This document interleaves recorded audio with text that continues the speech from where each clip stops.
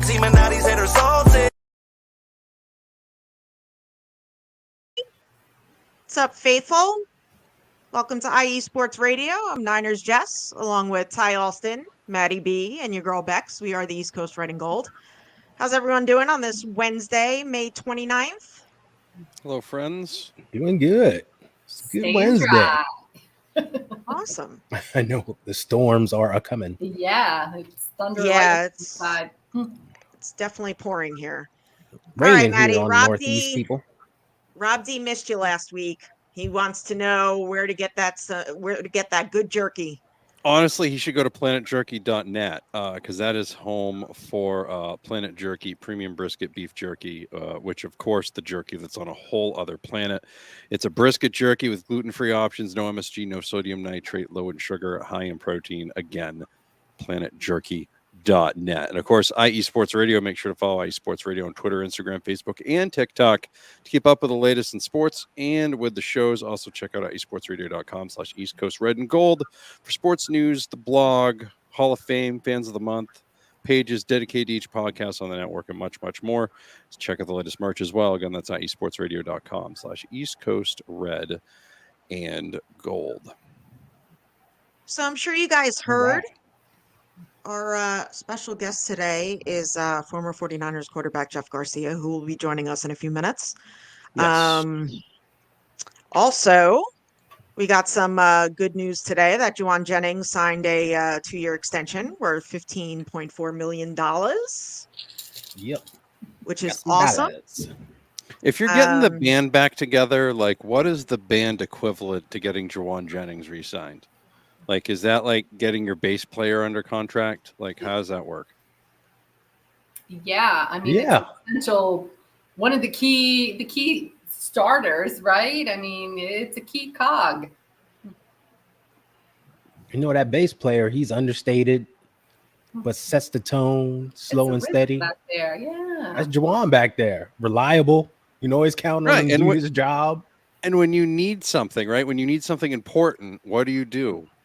Turn up the bass, right? Exactly. Like, what am I missing here? Like, and you've never seen like old school like headphones, gang? Come on, like, I went with the old school setup because we're on the want to make a statement, Maddie. We're on the plug-in, right? You feel it before you see it and hear it, right? Right. You get that bass in your bones. Yeah. Bass in your face, right? That's what they say. Maddie, that's the phrase. Next week, if you could just have glow sticks so you can just kind of go like this. Yeah. That's fine. That's fine. And you know, I'll throw some suitcases around too, just to screw with people, right? Just a yellow vest would be great too. So we're right. Yep. Just make sure you're illuminated. Make sure you're illuminated. Absolute best time. Clearly, there's a citronella candle in here that allegedly is supposed to go neon, and like I'm really debating whether or not I want to turn it on. So we'll see. We'll see what happens. Things might get crazy. I was going to say it really tends to be working because I see you going like this. Oh no, that's because I'm killing the mosquitoes that are here in the garage because I left the doors open because it's nice and breezy out, but the mosquitoes are like, hi, I would like to eat you because you're fat. So I have to keep killing them on the occasion. That's what she's saying. You got to light that candle. Right. I smell like beef jerky, right? I got to light that candle, but like it's not open. And like, you know, I don't want to be like, oh, that's my special camping candle from 1934. What are you doing trying to light that? I don't want anything to do with that. Saving it for a special day. Yeah, we're 100% saving that for a special day. You guys will be happy to know that Maddie was on extra early today just to check his connection. Was I not? I was all over it. Like, crossed. Boom. Right. Like I was tearing stuff up today. You know, shout out Windows 7 for like coming to the rescue once again. Hey, Windows Vista. No, we didn't go with no one has ever in their history thanked Windows Vista. So let's just stop right there. That is never that or Millennium Edition. That never once. That was never a thing. Never. Windows 7 though. Yeah. Shout out. Hold on. Our guest is here. All right. Yes. Our guest is here. Let's bring on former 49ers quarterback Jeff Garcia. Hey, Jeff, what's happening? welcome to All right, I'm back. Joining us. I'm back. Woo! What's going on, All right. Jeff? Okay. Love the picture on the wall. I know. I need to lower it a little bit, right? Yeah. Be seen. Yeah. Yeah. Does someone just send that to you? They're just like, here you go. Like, I did this You know drawing of what? you. Here it is. Actually, so when I worked on the NFL Network back in 2013, I think that was, they have brought on an artist on the set, and he painted that while he was there. And they Wow. actually painted Wow. 2, donated 1 to a charity, and he gave me the other one to bring home. So, yeah, I mean, it was like the guy was phenomenal. Did it right there in the studio within a couple hours. Super cool. Love the photo. Love the one that he chose to paint. I approve of that, and Yeah. kind of nice to have something that was specifically done or specially done for me, and it's kind of a cool thing. Yeah, not a whole lot of those around. So Good Nice. stuff. All right, so I'm going to get right to it before we get to the current Niners team. We'll just talk about your playing days a little bit with the 49ers. What is your favorite memory being a 49er? I think it's a pretty easy one in the sense of the 2003 wild card game. I mean, when you think about games that really meant something to the team, to the organization, to the fans, and then the way that entire game played out, being down 24 points, coming back, being able to win that game within what people would have thought was an insurmountable difference, with 4 minutes, I think, left in the third quarter when we started that whole comeback. That was, that's one of my all-time favorite memories. But I also love when we went to Oakland and beat the Raiders in overtime. And that was a heck of a game as well. I mean, that was the year that the Raiders, actually that game happened that same season. We had both those games that year because the Raiders went to the Super Bowl that year. And then we lost the next week to Tampa Bay in Tampa after we beat the Giants. So both of those games had great significance to me. One being a Bay Area guy and knowing, even though the rivalry isn't talked about, but there's that fan rivalry between Niner fans and Raider fans. The one side of the Bay as opposed to the other side of the Bay. And for me growing up, basically an hour from Oakland and an hour from San Francisco, I grew up really a fan of both organizations. When you look at the 70s Raiders, those were some great football teams. Yeah. Watching Ken Stabler and Mark Van Egan, Dave Casper, Cliff Branch. Then you had Jim Plunkett, who was a San Jose boy who played for the Niners and the Raiders, but leading them to the Super Bowl against Philly. And then I think as well the Redskins, the old Redskins. So there were a lot of great teams in the Bay Area. You had the Raiders of the 70s and part of the 80s. Then you had the Niners, 80s and 90s. We had a lot to cheer about, but I was kind of one of those kids that fell on both sides of the tracks, liked both teams growing up, and really had a lot of great players to idolize and to want to emulate. Obviously, Joe was my hero, so to speak. Watching Joe play in that first Super Bowl against Cincinnati, and then obviously the next one against Miami here at Palo Alto, just brought back great memories of me as a kid and watching great games on TV. I didn't get the chance to go to a lot of games and see them in person. I mean, most of the games that I watched growing up were from my living room and, cheering the team on. I remember watching the catch in my living room, hanging on the seat, on the edge of my seat, watching that drive, and then the defense having to step up and stop Dallas from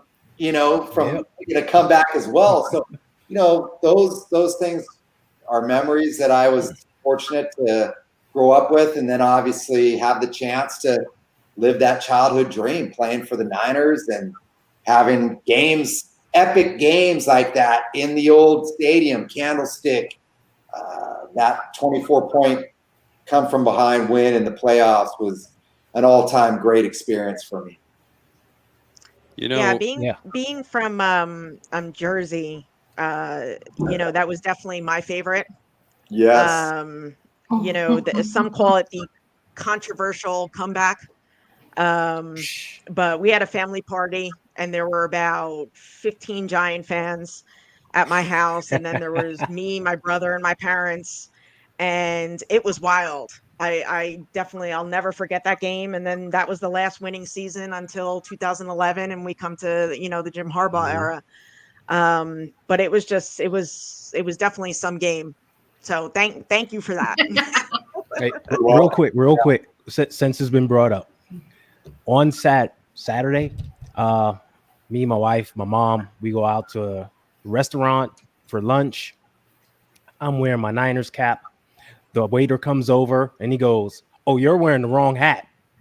I'm like, "Oh, I'm wearing the right hat." And I'm looking at him. He's looking at me. He's looking at me. And then he goes, "I'm still upset over the 2003 playoff game." And I'm like, "Oh, man, Giants fan, huh?" So yeah, that game lives on here in New York. They have not forgotten about it. Yeah, I'm still upset about Jim Burt, so I'm just saying. I remember a couple of those playoff games back before I got to the team and watching the New York Giants and how tough they were on defense. And yeah, Jim Burt, I think, put a pretty good hit on Joe. Mm-hmm. Yeah. And, those defenses, that team back then, I mean, they were built special. Lawrence Taylor and the crew wouldn't have been a fun team to face from the standpoint of what they offered defensively. But for a while there, I was kind of like the Giant killer myself. When I was with the Eagles, we beat the Giants in the first round of the playoffs. When I was with,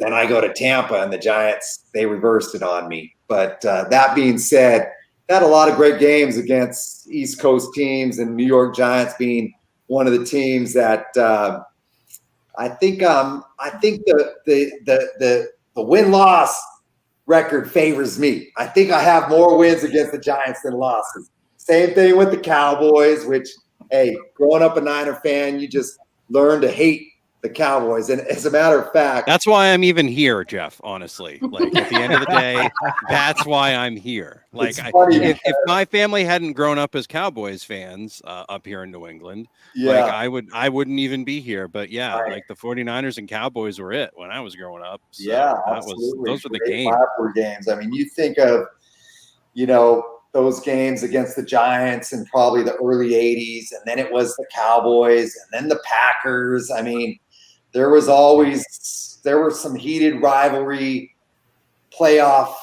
great playoff games amongst those teams in the NFC. And I mean, usually the winner of that game went on to win the Super Bowl. I mean, I don't know how many of those teams that went on to the Super Bowl didn't end up winning it. I mean, Dallas went through their string where they won a couple in a row. They won 3 out of 4. So, hey, if the Niners weren't beating them and they were going, I mean, Dallas was winning. Same with Green Bay.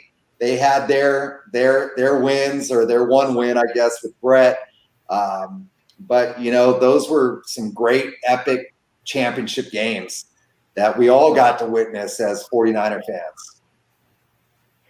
What do you think of the Niners Cowboys games now? I think that they're like our little kid on the block that we just like to bully. I mean, we just like, they show up and we just kick them in the ass and send them on their way home crying. They think they got it. They think they know what they're doing.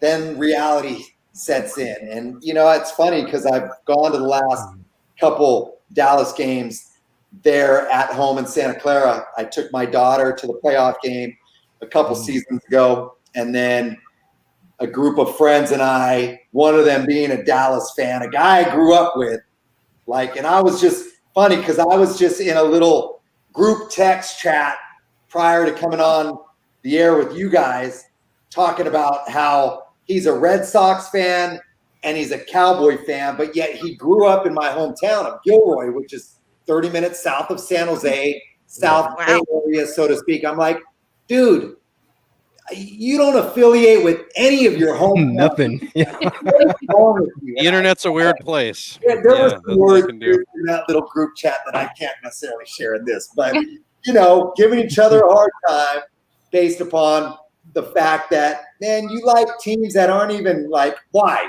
Why do you like these teams? And that being said, we went to the game this past year in Santa Clara when, once again, the 49ers put a whooping on them, and it just they've struggled to find their way. I mean, they're a great impersonator of what a good team thinks they look like, and all of a sudden they fall apart. That is a wonderful description. That is perfect. I mean, they're soft. They're soft until they get over that softness and figure it out. Hey, we'll keep whooping up on them. Yeah, I expect that to continue into this season. Oh yeah. Yeah, because they come once again. They're coming again. All to Santa Clara. Hey, chalk that one up. Another loss on their. They might as well chalk that one up now. I mean, I like it. I like the confidence. Yeah. I mean, a little trash. Once the boy even coming, line gets after Dak, I mean, things just start to fall apart for them. But enough about. Let's talk about somebody else. Something else. Yeah, nobody gets more coverage about than the Cowboys. Absolutely nothing. It's crazy. So true. All right, Jeff. So we come to 2017. The Kyle Shanahan era begins. When Kyle got here, it was definitely a rebuilding year. Since that time, we've had winning seasons, except for 2020. Which brings me to this question: is our Super Bowl window open for the foreseeable future with Brock's contract extension coming up next season? Are you saying is our window like in these next couple years, or do we have this team built to like last and be competitive for the next decade? I think however you want to answer. Yeah, I think the toughest thing about the NFL is obviously what free agency has done to it. There's not any more loyalty. Granted, you're trying to keep your team as strong as possible, but there's the loss of the loyalty. So you get a really good player. He doesn't feel like he's being represented contractually the way that he wants to be, thinks that the grass is greener somewhere else, and jumps ship. I mean, my biggest thing as a player, first of all, if you're an elite player, you're making an absorb, what's the word? Absorbent. A lot of money. There you go. We can use shitload here too. That's totally fine. And a few $1 million here or there to us as people living the normal life means something, but to them, it's not going to move the dial. But like going from a team that's built to win, whether it's right now, over the next 3 years, the next 5 years, whatever it may be, as opposed to going to say a Jacksonville or going to a Carolina, where you're going to struggle. You're going to like struggle for wins. You're going to struggle for great stats personally. Everything's going to potentially drop off.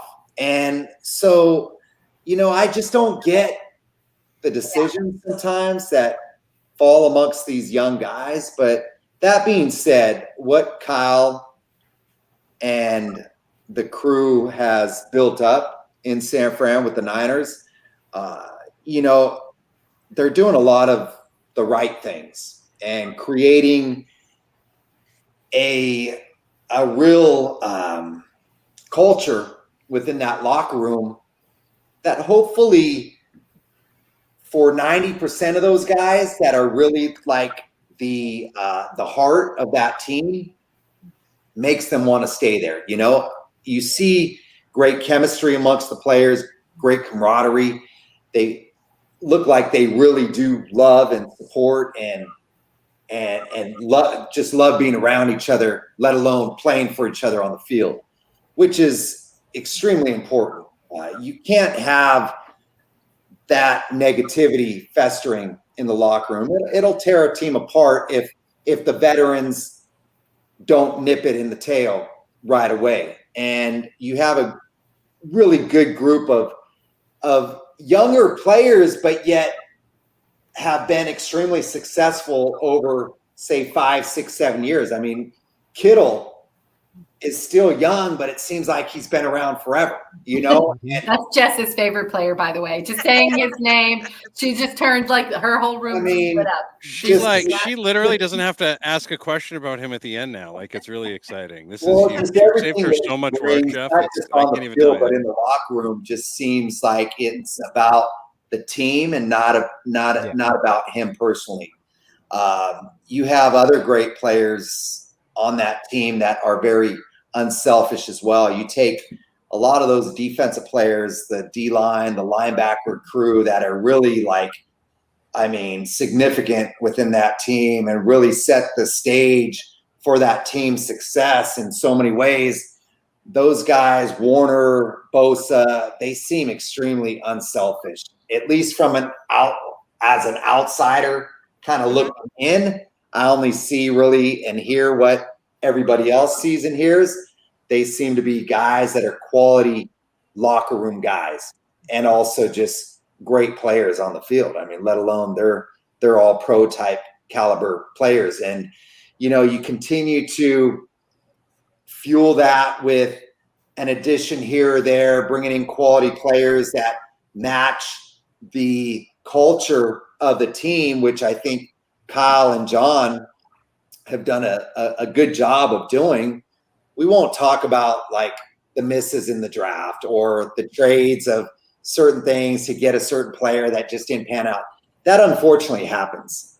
You're putting a lot of eggs in a basket, so to speak, for a 22, 21, 22-year-old coming out of college to be successful now at the next level. It's not always going to pan out, but they have made some good decisions with some other selections and some free agent signings that have really filled some voids and allowed this team to continue to compete at a high level. That being said, I think that as long as they continue to address their needs, maintain the stable of quality that they currently have, figure out a way to keep those guys in place, keep them happy, understanding that there is a market out there for these guys that they're going to have to compete with. But hopefully the selling point is that, hey, you're with a team that is right there on the cusp of winning a Super Bowl. Been there twice in the last, 4 or 5 years, been there twice, been minutes away from closing out a game and bringing home that championship ring. And it's not to say that they won't be that competitive, if not more so, with just the development of the quarterback, filling in the necessary pieces. Obviously, health is always an important issue or an important thing when it comes to the NFL game. I mean, teams that are able to stay healthy and get over that hump, so to speak, are the ones that are competing toward the end. And they've been one of those teams that, especially the last couple years, has been so good and so talented. And, you just hope that they can keep that together and continue to just compete at the highest of levels, which is right where they're at right now. And they have such a great core of players in that building that are leading by example, not disturbing or trying to create it's all about me type of mentality. I know that we've dealt with a little bit of that in the offseason with Brandon Ayuk and what the decision will be as far as him is concerned, who really knows? Hopefully it's one that is figured out, because he's really risen as such a quality receiver for that team, and a guy who's a threat to do many things on the field and really balances them out offensively with how they utilize Debo, and then obviously McCaffrey in the backfield. You need that number one receiver, and Ayuk has been that guy the last probably 2 years, along with Kittle, and you don't want to lose that, and you don't want that personality or that situation to create controversy or negativity in the locker room. Do you think, though, with now the Jawan Jennings signing and the June 1st Eric Armstead money coming back, that maybe there's now the opportunity to really come to the table and do something there, that you've settled these other two pieces of that puzzle with the money situation for Parag? Do you think he's able to now really put a deal on the table for Brandon Ayuk? I hope so. He's deserving of it. I mean, the guy has been a top-tier receiver in the National Football League. He's really elevated his game in a short period of time. I mean, he's got a lot of good years ahead of him. He's just really scratching talent for us, right? Like, excuse me? Right. He's homegrown. We picked him out of the 5th or 6th round and developed that for us. I think he was, I think he was a late first or early second, but first round. He was later round. But I mean, he worked through the struggles early on in his career, and then whether he was in Kyle's doghouse or whatever, he overcame that, and now is proving that the guy is tough to cover on the field and creates great opportunities for his quarterback. And you need that guy, because Debo is used in so many different ways. It's almost like the focus is not on Debo to be your number one receiver. He's not that guy.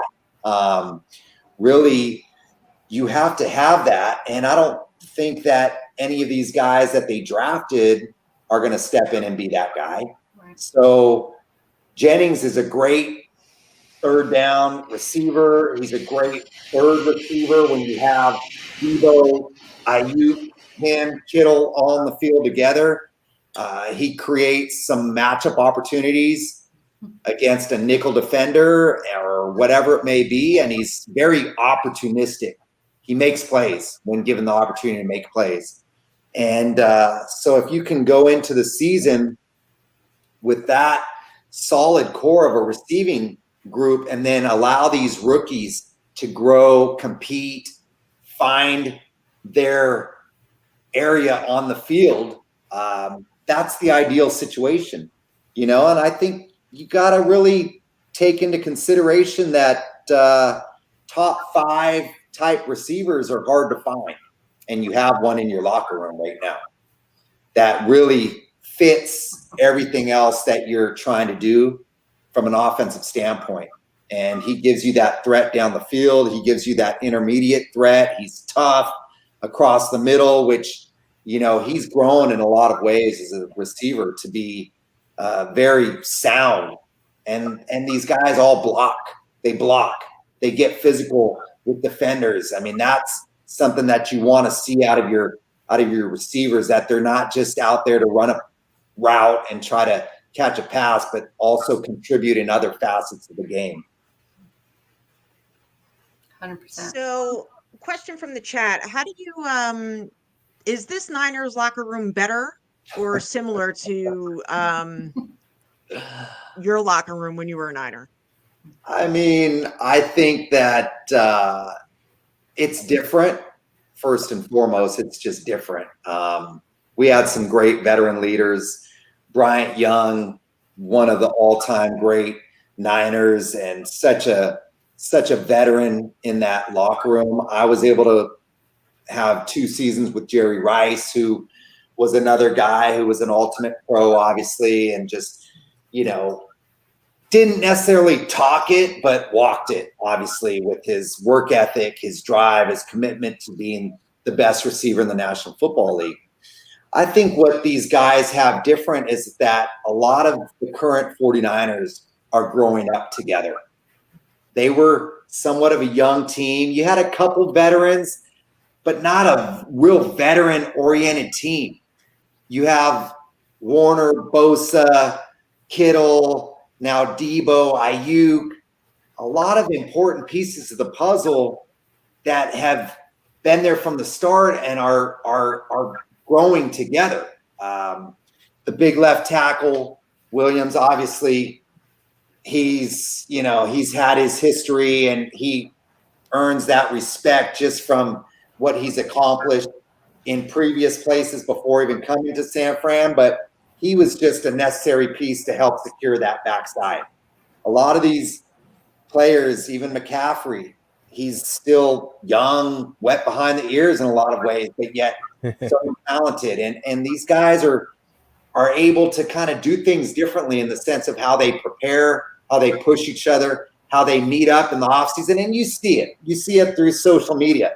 They travel together. They're in Mexico together on a boat, 15 of the guys.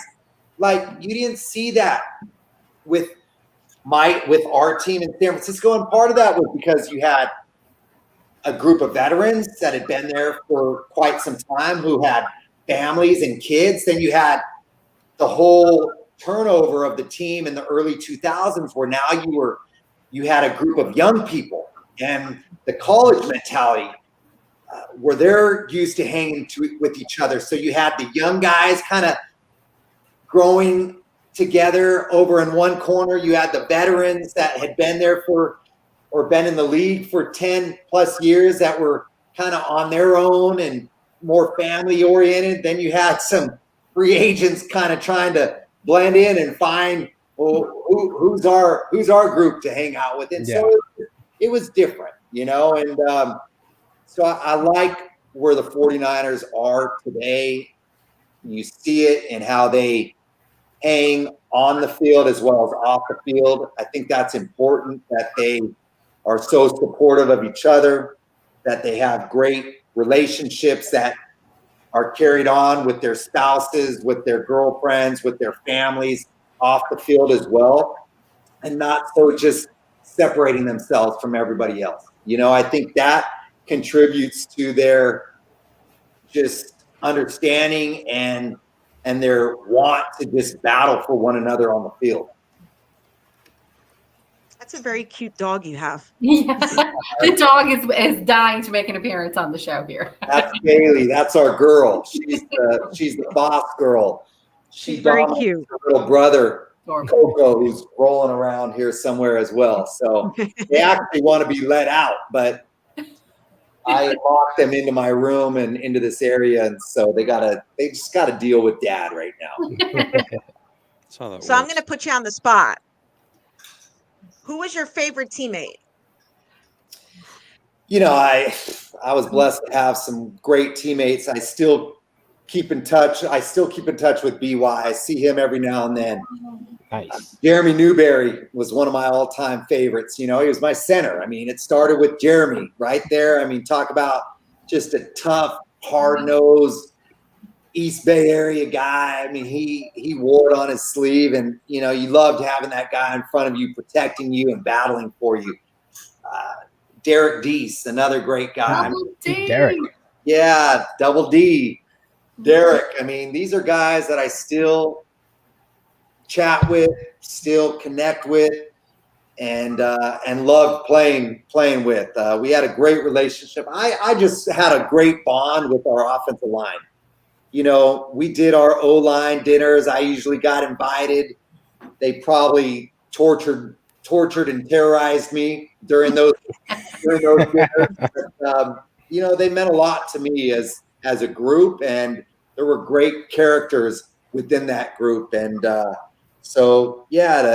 still have those relationships that carry on today is very meaningful to me. At the Dwight Clark Legacy event, you, Alex Smith, Steve Young, Brock Purdy all on stage. The only two missing, honestly, were John Brody and Joe Montana to have the whole collection, really.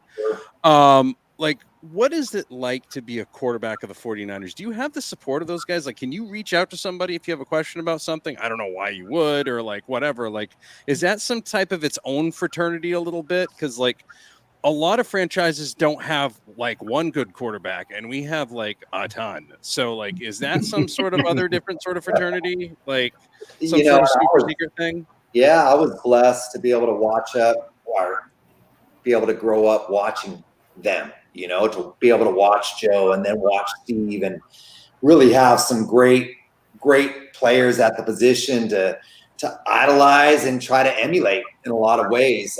I've met John Brody, great guy as well, lives down here in the Southern California area. And when it comes to actual support, I've reached out to Joe. I've connected with Joe outside of the football world and just, bounce questions off of him, looking maybe for support in the way of, hey, I'd love to be a coach or be involved with the 49ers. Would you support that with me?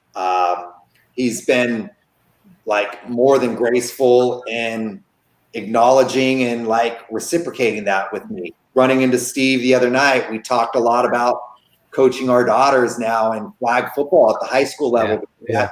California high school sport. And I know they made a nice little deal about Steve coaching his daughters up there at Menlo. Well, I coached my daughter as well down here in San Diego, and just a great experience to see those girls thrive out there playing football, loving the game of football, but never having a real chance to compete in it. Now they're getting that opportunity, and then it being an Olympic sport, which is awesome for the girls. But that being said, we had a great chance to just reconnect. And Steve's always been very cool about any sense of if I were to need anything or needing to talk to him about something, I'm sure he would be open to it. But one thing that I made sure to do is, I've run into Brock now a couple times at the 49er Foundation event back a month ago out in Carmel Valley, where they were raising money for their important causes that they support, the foundation. Brock was out there, and then obviously seeing Brock again at the Dwight Clark event. But I told Brock, hey, man, anytime you want to bounce anything off of me, I'm here for you, man. Hey, as somebody who's been there, done that, if there's one thing that I would love to see more of the veteran guys do, it's help the young guys out with not just on the field decisions, but off the field decisions as well. I felt like there needed to be more mentors. Even when I was coming through it, I was older. I was 29 years old when I started with the Niners. So I was kind of an older rookie, so to speak. But that being said, all of a sudden now having the money that I had and the decisions that I had to make, who could I trust? Who was leading me down the wrong path? Yeah. We as athletes have those experiences, whether they were good or bad. And those are things that we could be very good at sharing with the young people. But I also see the younger guys, I don't know what their feel is, or if they don't want to feel like they're bothering you or whatever. It's almost like, with the way social media is, with the way the self-promotion is, everybody's so stuck in their own world, And I just want current players to know that there are veterans out there that can really share some great advice with them. Yes, from a football aspect, of course, but also just from a life aspect.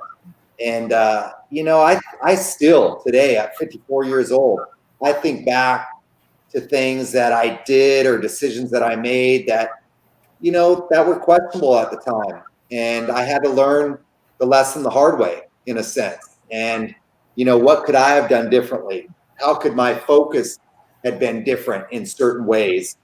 And, I'm still grateful for the career that I had, 11 years in the NFL, 5 prior to that in Canada. So I had a long, successful career. But, doesn't come without those thoughts of what else could I have done differently, decisions that I could have made financially or investment wise that would have been more of a benefit to me instead of a detriment. Just little things that you go through in life as you grow up and experience, and not everything's going to go your way. You don't live in a perfect world, and so you're going to have to learn some lessons. But if I could help a young player open his eyes up to, hey, just making sure that you're dotting all your I's and crossing all your T's, and you know, if you have good family, a good set of parents that can help you through some things, that's important as well. Not everybody has that.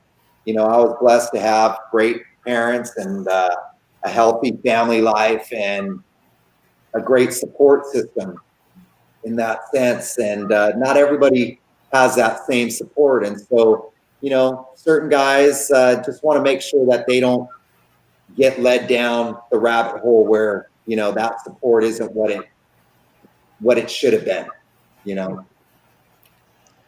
So Jeff, speaking of Brock, he broke your single season passing record after a very long time. How'd that conversation go? Did that come up personally, you know, from an accomplishment and a goal perspective? You know, was that like watching that happen, or? Yeah, actually I was watching, and I think by the end of the third quarter, I was like, he's probably not. I mean, there's a good chance the way this game is going that he may not hit the record in the same amount of games that I got it in, right? But that being said, hey, he did it. It took, I think, a crazy catch by a Ayuk that really made a big dent in what he had to get back, right? I think he needed over 100 yards in one quarter. And by 2 yards too. Like it's like eek, just squeaked over it. Yeah. Something yarder that cut it almost in half, and then you know, then they had the long drive. And but that being said, I congratulated Brock. I mean, you know, if there's a young man that you got to feel good about with what he's accomplished on the field and just does it in a way that's humble, that's appreciative, that, you know, really looks at the whole picture, that he's not out there doing it by himself. It takes a great team around him to help him accomplish what he's doing, a great coaching staff as well, all the things. But, I mean, the guy just competes. I love it. I love what he does on the field. I love how he plays the game. And when he did that, I congratulated him. Hey, I mean, it's about damn time. I mean, with all the rules, for a long time. So wide open it is, yeah. Quarterbacks and the receivers, all those things. I mean, shoot, why wasn't this done sooner? But hey, I'm happy that he was the guy that did it. And you can still compare those seasons. I had more all-purpose yards, more all-purpose touchdowns because my legs did some things that he didn't do himself. Tell him, Jeff. He said he's got the passing yards record. Okay, you got it. I just wondered, you know, it stood so long. Like, how did that feel for you personally? I just had to bring it was a little. I mean, obviously, they're talking about it. What's crazy though, what bothers me, I think, more than anything, as Brock was about to break the record, the commentator, was a former NFL player himself, I think it was Greg Olson, right? Mm-hmm. He wants to bring mention of Joe Montana and Steve Young, but he doesn't mention my name. No. Like, that's the bothersome thing to me, is that, look, yeah, I'm not the Hall of Fame quarterback and I didn't win the Super Bowls, but I was a pretty damn good quarterback. And I did a lot of great things on the football field, and I competed my ass off. I wasn't drafted for whatever reason. I wasn't drafted. I had to go another direction.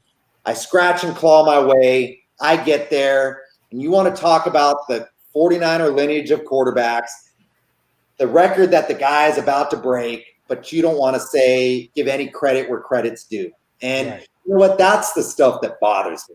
Like, I'm happy for Brock. I'm happy to be a part of the whole group of quarterbacks that have come through the history of the 49ers because of the greatness that has come through that position. That being said, you know what? Yeah, I know. It's always opposite. But what Terradome said, yes. Talk your talk there, because you're absolutely right. It stood forever. It was like one of the longest records that it stands in 49er, record in team history. Yeah. Yeah. Yeah. He's just upset. And Tom I Brady's will taking his job. You can't really blame him. If it was Greg Olson, That's like, what it he was, upset. He had yeah. other things going on. And he's like, Tom Brady's taking End of his the line job. for him. You know, Like, I don't know what I'm His doing now, now. Like, But he I was will say, get a distracted. huge pay cut. Greg Olson, as a commentator, was pretty fair and balanced in his assessment. But you're absolutely right. When he's bringing up everyone else in that game, I was like, "Hello, he's about to break Jeff Garcia's record. Why are you not saying it out loud?" So it was kind of a weird. You're absolutely right. It was a weird game to not mention your name. Oh, well, hey. Now it's Brock. Brock can beat his own record now this coming year. Hey, he's gonna have a great season. He stays healthy. The kid could pass for 4,500 yards and 35 plus touchdowns. I mean, with the weapons around him, with the way the defense plays, the way the team is built, they have a lot of pieces of the puzzle in place, and they can be dominant if they choose to be on any given Sunday. And so it's going to be a lot of fun to watch. I mean, we're very fortunate as 49er fans to be in a great place. And yes, there was a decade of being in the desert of searching for water as the 2011 season. It was dry. Or however long it was before Harbaugh came into the picture, because, man, it was a struggle. And that was something that Alex Smith and I talked about. I mean, that was something that we discussed. When you're the number one quarterback taken in the draft, when you're the first player taken in the draft, and you happen to be the quarterback, you're going to a team generally that has a lot of other problems, not just that quarterback position.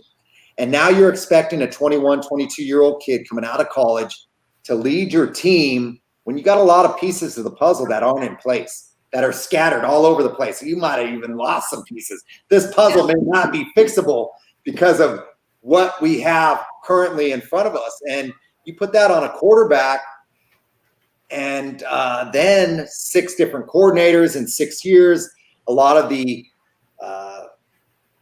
insecurity at the front office and the coaching staff, a lot of the things, that inconsistency that was going on within the team. We're lucky to see Alex come out of that and actually have success, because like we see with the New York Jets right now. Yeah. That kid out of BYU. Now he's off. He's been thrown out of there. He may never resurrect himself again. Whether he's capable or talented enough as a player, who knows? Maybe that was just a miss. But that draft class of quarterbacks a couple years ago, all those kids coming out of that, other than the one in Jacksonville, I believe, is the only one that is still with his original team. Yeah. Those 4 quarterbacks after that are finding big-time struggles. And it's hard when you go to a team that expects you to be the anointed one, but yet doesn't have other pieces in place. And that can ruin a young quarterback in a heartbeat, instantly. And, we see the cream rise to the top, obviously, with certain players who are meant to be great players, but you need a supporting cast.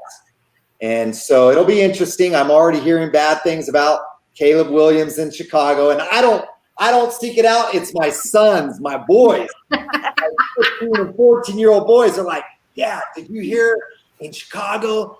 They're saying Caleb looks awful, blah, blah, blah," all these things, right? And I'm just like, well, I mean, when you draft a quarterback with your first pick, with your top picks, you're usually a team that has more problems. You're really starting that kid off in a negative situation. And whether he's capable or not, we'll have to just time will tell. Do we play the Bears this year? I think we do, don't we? We do at home. We At do. home. Put in another win right there. I mean, there's two on that. Another way. That's right. It's another W. Let's look at the rest of the schedule. We'll lock in some wins. Lock 'em in. We're up to. We Lock 'em already in. chalked up a couple already. Just No, Jeff, hey, did you ever run the hill? every week is a challenge in the NFL. We all know that. There's nobody that you can underestimate. Although, I used to say this. When we were playing a team that had a very average or marginal quarterback, or a quarterback that maybe shouldn't be starting in the NFL, maybe should be a backup, I really liked our chances to win football games. So I mean, there are not 32 quality quarterbacks in the National Football League. It's really one of the most difficult positions in all of sports, let alone football. And this situation with these young quarterbacks this year, how many went so high in the draft? I just, teams are really, to me, reaching and hoping that they'll prevail. But as history has demonstrated, maybe two of those guys might have a career. And the other, how many were drafted in the first round? Six quarterbacks? Mhm. I think it was. Yeah. Up there. 4 of those 6 probably will fall flat on their face and maybe searching for a team or a new job in a handful of years. You just never know. You just never know with the quarterback position. That's why, hey, they can say all they want about Brock Purdy being Mr. Irrelevant. And I said at the 49er thing that if he's Mr. Irrelevant, then I was more irrelevant because I wasn't even picked or signed. That too. But that being said, where he was picked, not that he deserved to be a 7th round pick, but he went to a quality football team, a team that already had pieces in place. He just had to learn, grow quickly, obviously. He stepped onto the field early in his first year. I mean, not early, but in his first season of being in the NFL, he had to step up and take on the opportunity to play in the game. But, hey, he's been a sweet surprise ever since, Everybody's looking for their Brock Purdy. Yes, now they are. A lot of late round, last minute quarterbacks taken too. Looking for the diamonds in the rough. And I think those kids have a chance to succeed because they're not going to be forced. Nobody expects the late round quarterback to be your starter right away.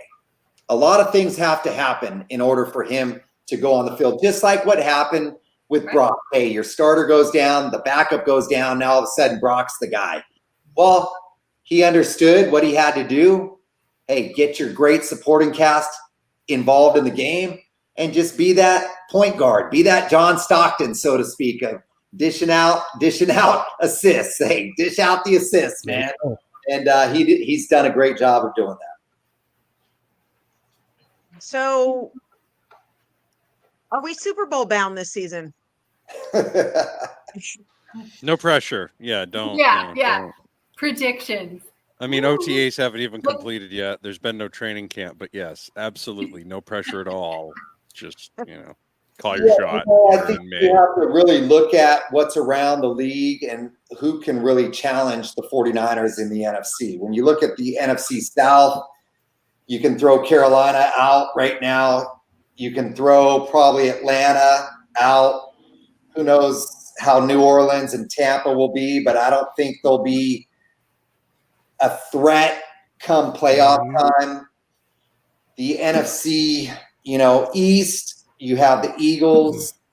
We already know how Dallas just wants to fall down whenever we play them, so we don't worry about Dallas. I don't think the Giants will be an issue, and the Washington football team or whoever they are, they won't be an issue as well. Then you have the NFC North. Green Bay's probably going to be better than they were last year. They're an improving team. Detroit is a team that's definitely on the rise and had us our backs against the wall there for a good half of football at Santa Clara at Levi's. But within our own division, Seattle, I don't know if they're ready to be. that competitive again. I think the Rams, you know, they are a team that, you know, they've had good as well as bad. And then Arizona, they're not there. So, you know, when you look at the elite of the NFC, we really are the elite. When you look at a team top to bottom, offense, defense, special teams that has all the pieces in place, we're that team. Now it's a matter of just, building on what we have and obviously staying healthy. Your key positions have to stay healthy. Hey, we need to keep McCaffrey and Brock healthy. We need, you know, Warner. Hey, he's such a stud on defense, and getting back our other linebacker will be key as well, just based upon his own rehab of that, you know, unfortunate injury in the Super Bowl. But that D-line has to be a threat. They have to be strong and they have to be good. And we need to improve in the defensive backfield and make sure that, hey, we're sound back there. But, you know, we have a lot of what we need to be back in that game. And I think take 1 week at a time, just dominate that week, and we should be there. It's not easy. It's not easy by any means. I mean, what Kansas City is doing right now is basically what New England did for 2 decades. And now Kansas City has the reins, and they have a great coach in Andy Reid and a great quarterback in Mahomes, and great pieces all around them. And they're maximizing their opportunities right now. And that's what we have to do as 49ers. We need to maximize our opportunity and can't allow another one slip out of our hands like we have the last 2. So, you know, that being said, they know what they have to do. They've been there. This team is more they're more mature than their age. They're more experienced than what you would think for a team that seems so young still. And you know, they have that grit. They have that fire burning inside of them to get back there and prove that they belong and prove that they can win it all. I'm ready to give them a damn pregame speech and get them all fired up. There you go. That's what we need. That's what we need. You gotta blow the horn. Man. Yeah, you gotta blow the horn. I should bring you in for Monday Night Boombox Football. guy, Jeff Garcia for I can Boombox. barely get out of this Boombox chair, guy. and I'm ready to go right to the wall for you, Jeff. Let's go. Go. All right. Yes. Bring that energy. Dear Jed York. Yeah, right. Last one for me, Jeff, and we appreciate you being with us. What did you think of our first round pick, Ricky Pearsall?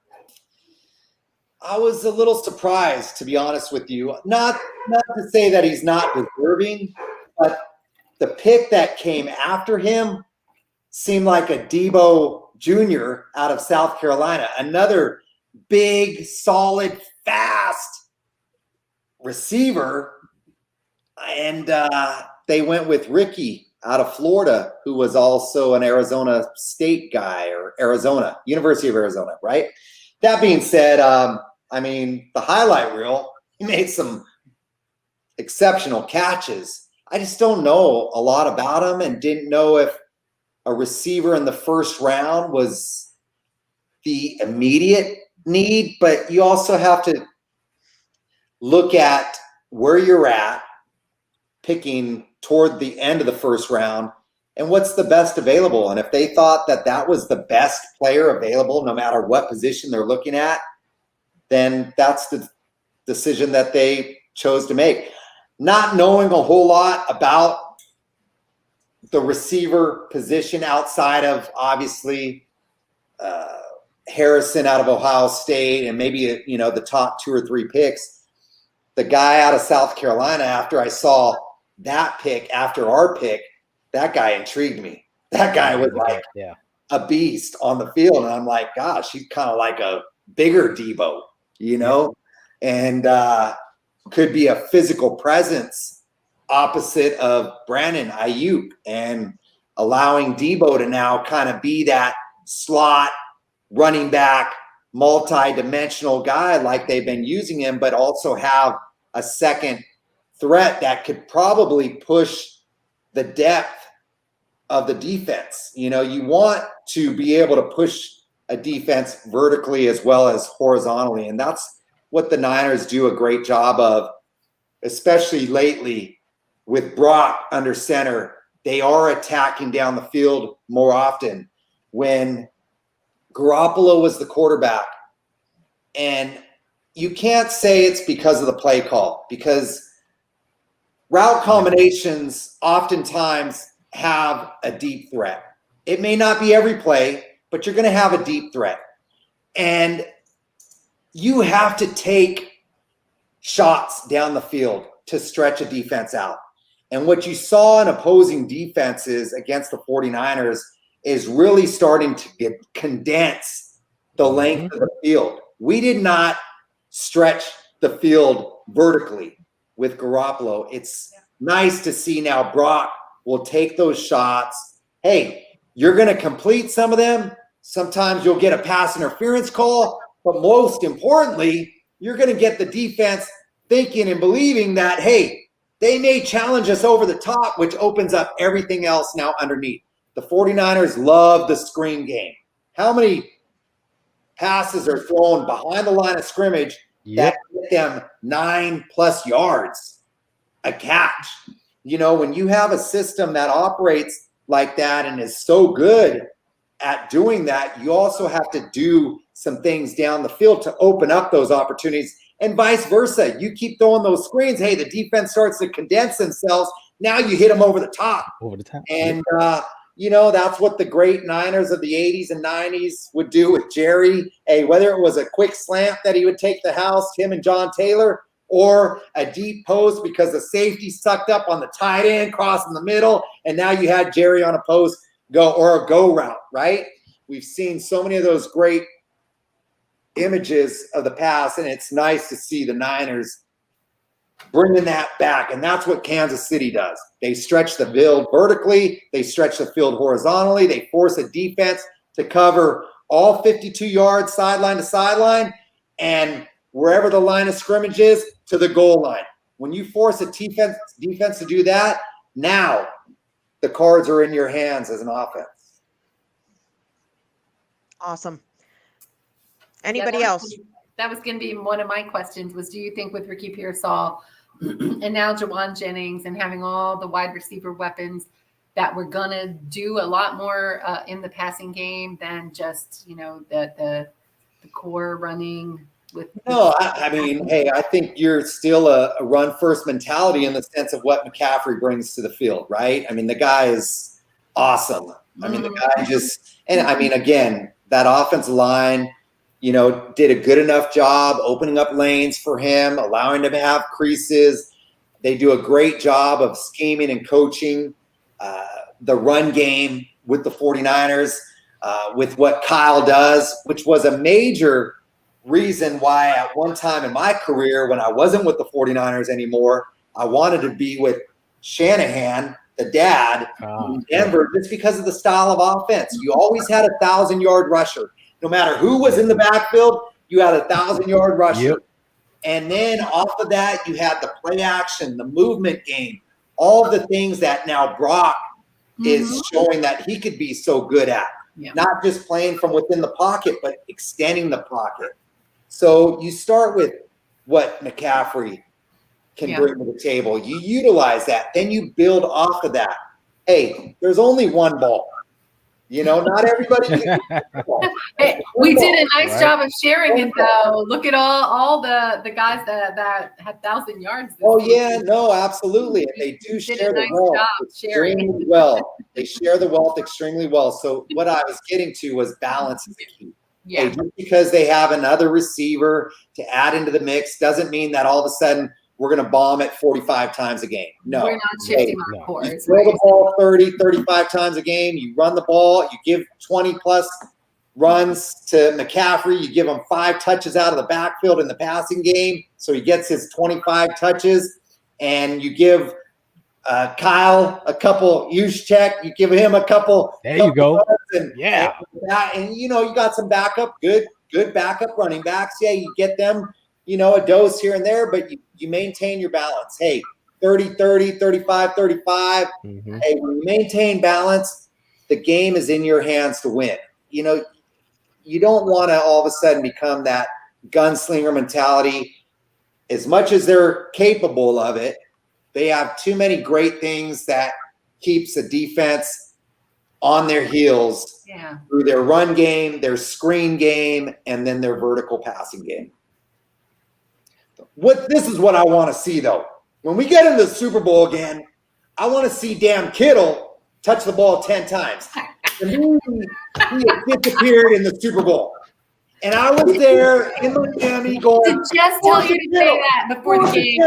Throw it to Kittle. Jimmy. We said the same thing. Guy stands up for you all the time. Hey, he supports you, Jimmy. Give him the damn ball. When you give him the damn ball in the flat, even if it's a 1 yard throw, he's going to run somebody over. He's going to knock a helmet off somebody's head. He's going to get everybody fired up.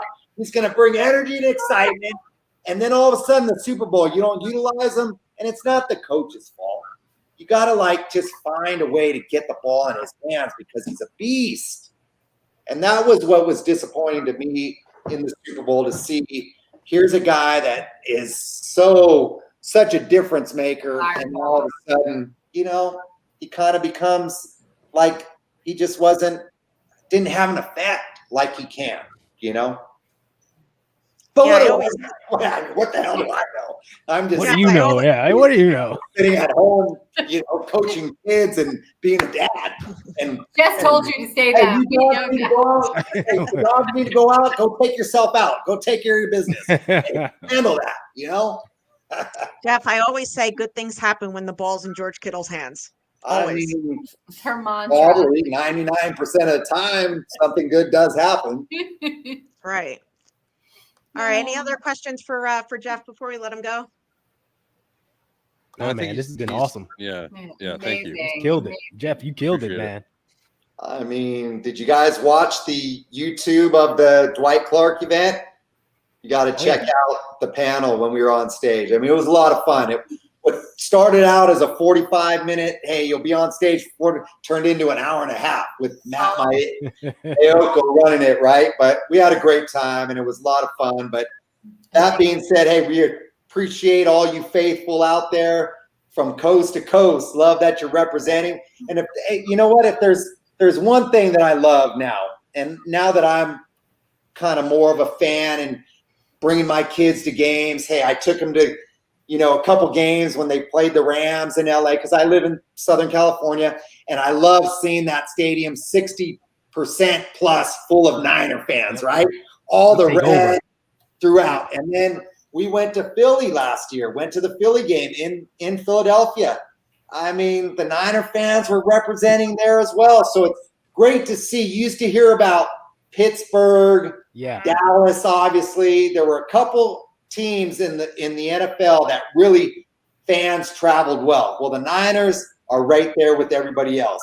Hey, filling stadiums. Hey, they're trying to keep the Niner fans from buying the tickets. Hey, we're going to come into your stadium. We're going to plant our flag, and we're going to take what's ours. Don't ever deny us. We're going to march tiny down the street in New Orleans. All right. Jeff Garcia, thank you so much. Thank you, Jeff. We'd love to have you on again during the season. You got it. Sure thing. Well, somehow you guys now have my personal connections and all the things. Now I can't hide from anybody. I mean, whatever. Hey, I'm here. Can't hide from me, Jeff. You got it. Anytime. Thank you so much. Bye. Thanks, Jeff. All right. Awesome. Jeff brought the fire. He sure did. Definite fire.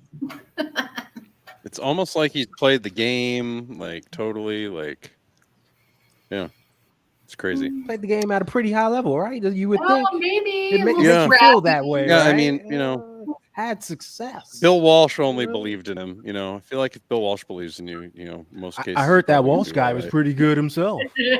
Yeah, heard he could coach real good. He knew some things, so he knew some things. He knew some things. He knew so much. They're still using it today. Yeah, that's correct. and they've been Shout using out it to and everybody in copying the his crap chat. for a very long You time. guys were absolutely awesome as always. If you haven't done so, please like and subscribe. And yeah, this was pretty cool. This was pretty awesome. And Jeff can't hide from me. So Once Jess gets on your radar, it's done. It's over. yes, There's no hide. that's it. That's but yeah, so guys, Ask Kyle. any thoughts before we that's right. Hey, you know what? You never know. You never know. Any thoughts before we go to our hurry up offense in the 2-minute warning? One last little share. So my coworker gave me Jeff Garcia's jersey, whatever, I don't know, 29. So however many years ago, carry the one minus. My nephews are all Garcias, and my oldest nephew wanted it because his last name was Garcia.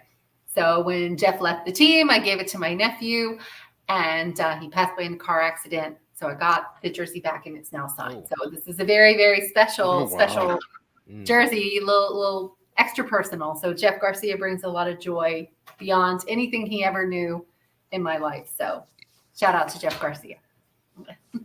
That's awesome. Excellent. All right, so let's go to our hurry up offense and the 2-minute warning, please. Bam. Go ahead, Maddie. Niners, I still got tickets left for the season. I know you want to go. I know I want to sell them to you and not some other schmuck out there. Preferably, I don't want to have to sell it to anybody from any other opposing team. But also I don't want to be poor. So like something's going to have to give at some point. So make sure you reach out and I can go over what games I have. And then pretty soon I'll actually have a website where you can actually just purchase them directly. But again, Niners and E on the social media stuff. And you can reach out to me and I can help you out with that. Because not only will the prices be good, well, you get to hang out with Faithful and you get to be in the players tunnel. Like, what do you want? I don't know more I can do for you. Right? Like I can't. I thought of you. Okay. I thought of you. Don't leave out the food. And I can't leave out the food, which there's a thing with that. I don't know. There's some sort of process or procedure, but you do it, you're fine. Yeah, Ty. Yeah. Hey, second wave of OTAs going on. People don't freak out. It's just OTAs. They're still chilling, doing their thing. Happy Juwan Jennings got signed. Nice 2-year deal for him. I wish it was 3, me personally, just because I wanted him for 3 years, But hey, it's done. He's here. He's in camp. And I'm happy about that. And everyone else should be too. Go Niners. Shout out to Jeff Garcia. Thank you so much for coming on. It was so awesome. I'm definitely on cloud 9. It was really cool. But yeah, again, shout out to everybody in the chat. Thank you so much for your continued support. And as always, go Niners. Okay, Becca. Thank you, Jeff Garcia. Wow, amazing. I'm still kind of like Jess on cloud 9. Happy birthday, Navarro Bowman, Tabor Pepper, Dre Greenlaw, Claire Kittle. My God, what was going on 9 months ago? Congratulations to Olivia Colpo on her bridal shower and the JJDL. Good things for Niner faithful and families on and off the field. So, looking forward to more good news to come. Hopefully we get a Brandon Ayuk deal here soon. So go Niners. Hey. Well, thank you so much. We will see you next week. And of course, for the upstart 49ers, they're 6 yards away from Pontiac. 3rd and 3. We'll see a pickup sometime on the right side, possibly. Montana looking, throwing in the end zone.